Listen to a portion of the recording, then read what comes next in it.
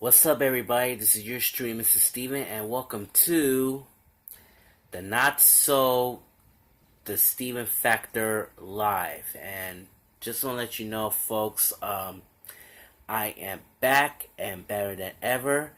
But to be honest with you, there's a little bit of some changes around here on YouTube lately because I'm not able to do a live streaming anymore. And the reason why they doing that because I was supposed to do a live streaming like this month, which is right now, and my eligibility says that I cannot do a live stream because I had to do it at least 1,000 subscribers on YouTube. Now, to be honest with you, it really pisses me off, but also it's completely sad to me because I've been starting live streaming since like in from 2017, and I think it was completely not that bad whatsoever. I always do live streaming to see what's happening, but right now you've been watching it. This is a live on taped on the Steven Factor, and I've never do this for a very long time, so bear with me here. But to be honest with you, right now, I think YouTube is changing for all these mobile devices, and now they're gonna upgrade for YouTube Live more than like Android 5.0. So I think this is completely stupid. I think YouTube is completely has done, but right now it's completely stupid. So I hope they definitely change their minds. I really don't like the rules, but I'm definitely gonna hate it whatsoever. Now, I'm not feeling like talk about this YouTube streaming live crap. I know it's changing, and I didn't even know until now. But there's another sad news that I didn't even know that till now because, as many of you may know, if you live in Crown Heights area like I do, the Plop and the Bean has been officially closed for the first time, and I really don't know how to say this because I want to tell you what really happened. Last Saturday, the Plop and the Bean has been closing at least like Saturdays, at least 3 days. And I want to know that what is really going on to the store. So I told them what's wrong with the Pulp of the Bean, or are they on a vacation or something like that. But they're not actually on a vacation. The Pulp and the Bean has been permanently closed. And to tell you the truth, it's been a good run for the Fisher family. It's been 10 years since it's been started, become one of the longest running coffee shop in Crown Heights history. But right now, the Fishers decide to call it quits because we have a new coffee giant named Starbucks decide to try to take over this neighborhood once and for all. And to be honest with you, I'm not a fan of Starbucks whatsoever. I hate Starbucks. I wish the Starbucks will definitely go out of the business at somewhere in the future. Um, there's so many controversies about the holiday cups and all kind of shit, and even the smoothie cappuccino is supposed to be magic, but it's not. But like I said, I'm not a fan of Starbucks. So I really don't know what's happening. But I just find out that I felt shocked and stunned. But also I felt sorry with Tony Fisher and his family about this. And he did a very wonderful job to create an outstanding coffee shop for all the customers in this Crown Heights community. Now, I found this article from The Voice, and which came here back in 2014. Now, just want to let you know that stupid Starbucks trying to take over this neighborhood, trying to take advantage of this outstanding, excuse me, making outstanding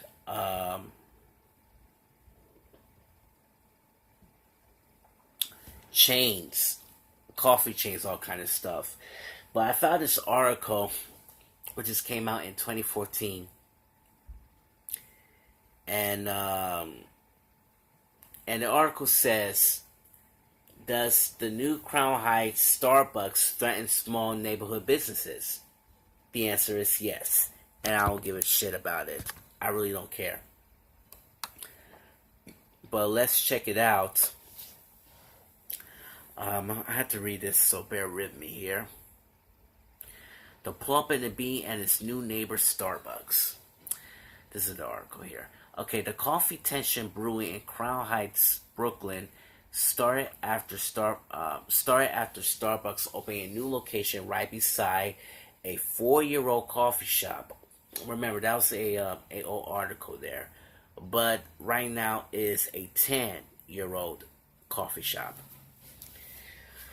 The Plump and the Bean and owner Tony Fisher is not necessarily scared of the competition, but he believes Starbucks will usher even more commercial chains, causing the rent prices in already expensive neighborhoods to continue to soar. While Fisher appears visibly unfazed to Starbucks' presence, the anti-big business slogans occasionally scrawled on the chalkboard in front of his store betray his fears about working next door to a corporate Goliath. On September 25th, only 5 days after the neighborhood began, the operation of 341 Eastern Parkway, boo! The Plump and the Bean's chalkboards read, "Every time coffee is not brought here, a baby cries somewhere in this world." On a different day, the board at the Fisher's other store, Bob and Betty's, an organic foods market of the other side of the Plump and the Bean, reads, "Support big families, not big business. Buy local." I very agree on that. I like that statement. There is no shortage a Starbucks in the New York City last year. They were 283 Starbucks in the city, up from 272 in 2012 and 245 in 2009, according to the Center of the Urban Future, a New York City-based think tank that traces economic growth in New York State of the policymakers. New Yorkers have grown accustomed to seeing a Starbucks every quarter of the mile, and the coffee company has evolved into a social and economic symbol. Starbucks is often regarded as the last phase of a gentrification in the neighborhood in the city, according to one Business Insider reporter. A new Starbucks suggests that a neighborhood is up and coming. A small real estate bet, and the real estate is one of the reasons that Fisher is concerned. Rent prices in Crown Heights has risen in recent years. 2 years ago, the rent was $35 per square foot on Eastern Parkway. Fisher said now it's valued at $100 per square foot. Starbucks will attach another corporate entities, and rents in the neighborhood will go up, he adds. When Fisher 41 started his first coffee business in the fall of 2009, it was the first store of his kind on the street. He and his brother Muhammad, both coffee addicts, were trying of taking several trips from the Heights, where they managed the coffee market they inherited from their parents, to Park Slope for a caffeine fix after a beauty salon adjacent to Bob and Betty's closed down. The Fishers converted the space to the storage unit before finally turning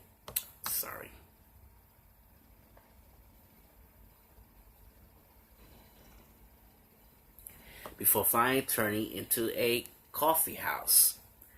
The snug triangular cafe has since earned the reputation of its general brightest, swift service, and homey atmosphere. It is also strategically located near the subway, making it a prime spot to grab a cup of coffee on the way to the 2, 3, 4, and 5 trains.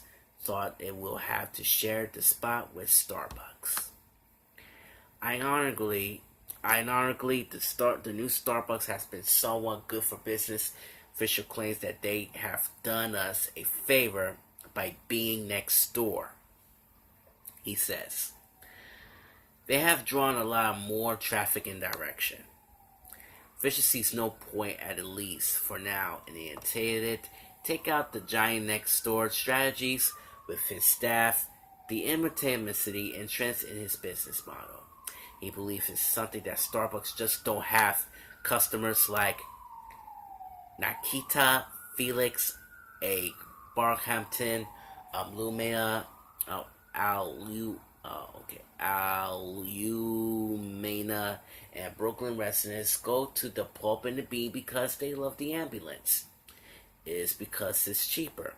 She says her friend and a Spanish tutor, Louis A., agrees. Little stores try to be bigger guys, so they keep it fresher.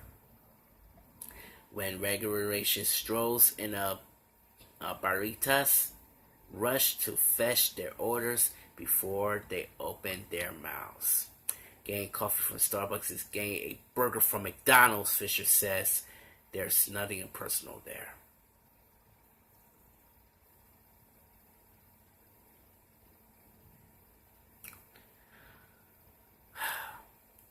Let's read some more.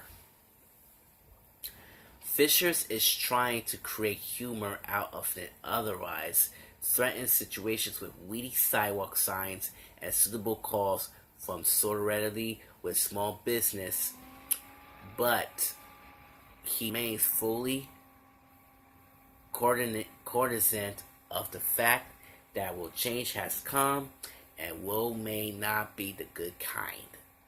He worries that Franklin Avenue will eventually resemble Montauk Street in Brooklyn, with its inflated rents and high turnovers on the commercial storefronts. A lot of businesses on Franklin, I don't think they will last the next 2 years, he said, referring to the other coffee shops, restaurants, hair braiding salons, grocery stores, and family-owned businesses that don't have a big bankroads. Other known indie coffee spots on Franklin Avenue, including Little Zetas, and Brooklyn Coffee House, both are rich or not too obnoxious about the Starbucks. Like Fisher, these small businesses owners will like to believe the people in the neighborhood are loyal to their local businesses, not of the coffee shops, including the Plump and the Bean has noticed any significant decline in the customers since Starbucks came. But these coffee shops are worried about rent. Little Zeta manager Paul Harlan said if the rent increased too much, the shop may have to rethink the prices of its products and expanded the service it provides, perhaps by creating a bar cafe, but for the moment the shop is taking it comes. Oh shit, listen to this. The new Starbucks is occupying the ground floor of recently erected 8 stories residential building at the corner of the Franklin Avenue and Eastern Parkway, where rentals start at, brace yourselves, $2,200 for studio. That's white people shit right there. We are proud to be part of the Brooklyn community and are committed to bringing a unique experience to each other's neighborhood we serve, Starbucks told the Village Voice via email. Choosing a site for a new Starbucks location is a key to element and providing customers which is the best Starbucks experience. We are carefully consider to we open new stores. You know what? I want to tell you something about Starbucks, okay? I'm not going to read this shit and go further here. That really makes me mad. What the hell is going on with this coffee giant? Because right now, I have a feeling that this Starbucks is taking over this nation. I'm talking about Brooklyn. I'm talking about Philadelphia. I'm talking about Los Angeles or San Francisco or even Seattle, which is all that shit begins. But let me tell you something right now. I hate Starbucks so much because, like I said, I wasn't even a fan of it. But also, there's just so many controversies that exactly I definitely want to talk to you about. Like, for example, one of the trainees trying to get rid of these two black people out of this out of this cafe, because that he wants to go to the bathroom. And what they did right there is completely racist. So during the next day, the stores closed because about this racial issue. And it happens in Philadelphia, to be honest. And to be honest with you, I really don't like Starbucks has been doing. I think what they did right there is completely wrong with this racial issue. I really don't like Starbucks trying to accept all of these customers, including Tony Fisher himself and his first Pulp and a Bean. And remember, his first coffee shop has been there for 10 years. And it still keep going strong. But since Saturday, he decided to call it quits because this stupid ass Starbucks ruining his business. They rooting his business. And to be honest with you, I very agree because the rent is very too damn high. And I think it definitely needs to stop this. Look, I already went to Starbucks. I think it's a good place for all the customers everywhere trying to sit down, trying to grab a cup of joe, trying to talk conversations, people trying to do their homework. But let me tell you something. That Starbucks is big. I mean, what the hell? I mean, like, my Crown Heights is transferred into a Manhattan, for God's sake. Like a downtown Manhattan right now. Because back in the days, Crown Heights was completely cool, hip, and diversity. And right now, my neighborhood in Crown Heights is turning pure white. Now, we have a very first corner store, which is around the corner, and now they transferred into this Dunkin' Donuts, also known as Dunkin' for short. Mayhem's Pharmacy is transferred into the new corner store. First, we have Sal's Restaurant decided to get rid of the cafeteria and renovate the new corner store right next door to it. So because of the rent increases, everything is messed up. All the rent is too damn high and there's nothing you can do about it. So what they're going to do is that they try to do something small, not big. Let me tell you something. White people always trying to think big because they find a new square feet of the Starbucks. And guess what? Everything is all set because white people have money. Most white people decide to think small. Think about small. Small businesses. Small businesses. And small money. And that would be a good idea to treat customers with respect and make comfortable with it.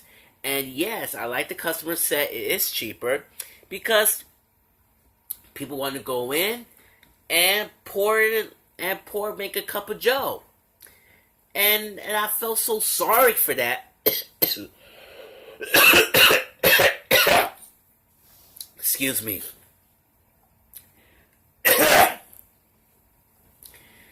And I felt so sorry for all these customers, because they knew it was coming, that the Starbucks trying to take over this Crown Heights once and for all. And this is not fair. This is not fair for me. This is not fair for Tony Fisher. And this is not fair for this Brooklyn community. Now, let me tell you something. A long time ago, this is a true story. When I first started on the original account on YouTube, before it was restricted due to the copyrights, I went in there for the first time. I went in there. I tried to get my very first bagel with strawberry cream cheese and a drink. And it was cost like $2.75 back then. And I love it. I really loved it whatsoever. And I went in again and again over the weekend, and I stopped. But since then, I made a review of the YouTube, and my friend Tony Fisher saw it after all this time. But just remember, Tony Fisher met my family a long time ago back in the days. They met my father, they met my aunts, my uncles, everybody.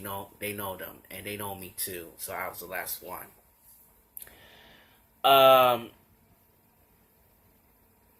I remember one time when I crossed the street, I saw Tony in there.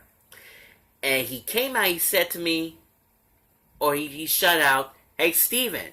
So he went there, so he went inside, and I went inside, and he and I started talking a little bit. He loved all my videos. So he gave me a free muffin. It was great. And yeah, I became a wonderful, famous YouTuber in the world in Brooklyn. And you know what? I love the Fishers. I really care about the Fishers. I really respect the Fishers.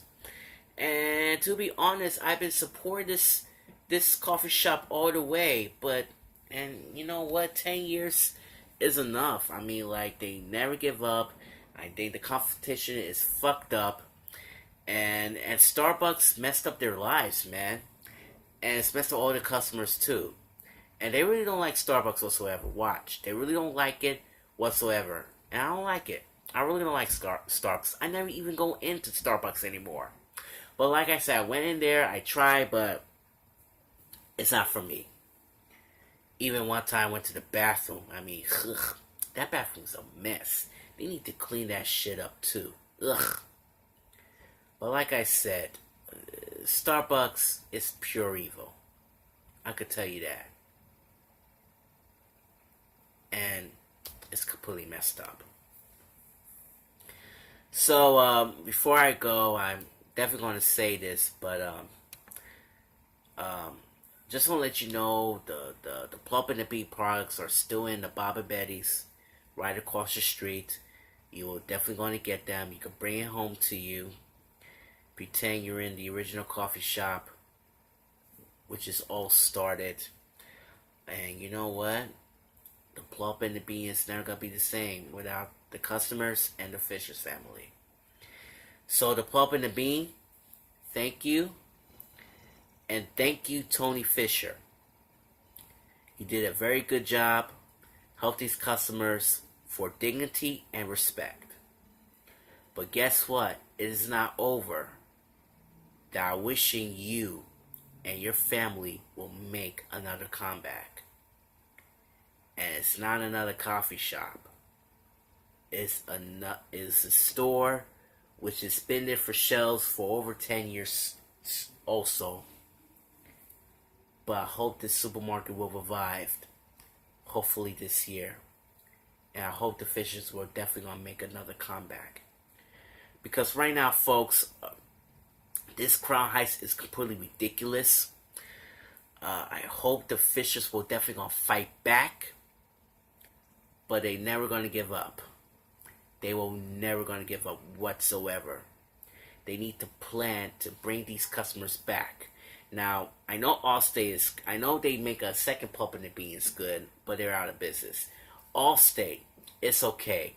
but they're out of business as well because the block is completely slow. So they decide trying to revive that store back, which is all began.